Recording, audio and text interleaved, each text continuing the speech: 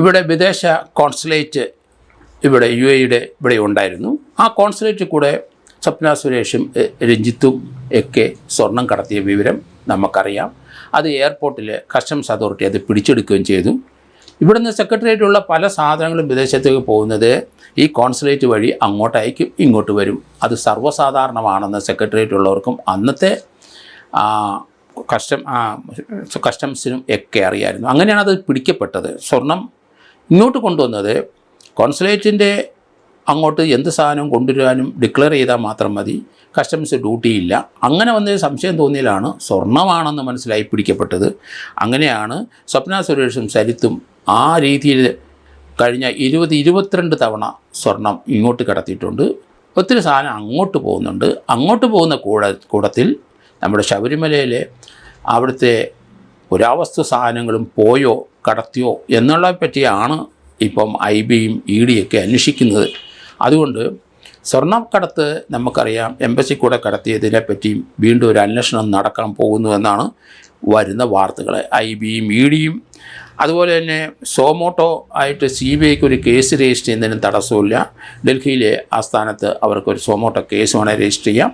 ഏതായാലും വിദേശ രാജ്യങ്ങളിലെ ഇന്ത്യയുടെ വിലപിടിപ്പുള്ള പല പുരാവസ്തുക്കളും വിഗ്രഹങ്ങളും കടത്തിക്കൊണ്ട് പോകുന്ന ഒരു മാർഗം കോൺസുലേറ്റ് ആണോ എന്ന് സംശയിക്കേണ്ടിയിരിക്കുന്നു.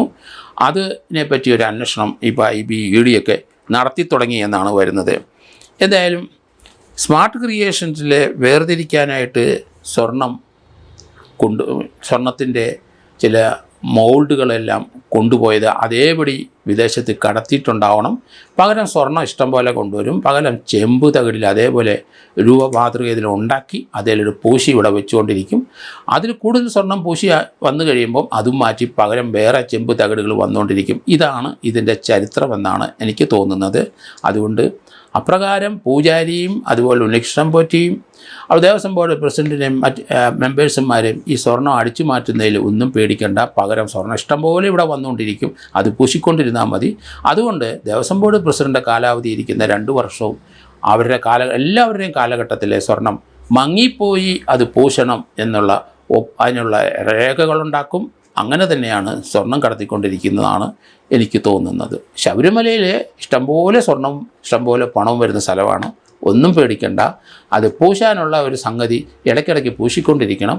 അത് തന്ത്രി പറഞ്ഞാൽ അതിലപ്പുറത്തോട്ട് ആരും പോകില്ല, സഞ്ചരിക്കില്ല.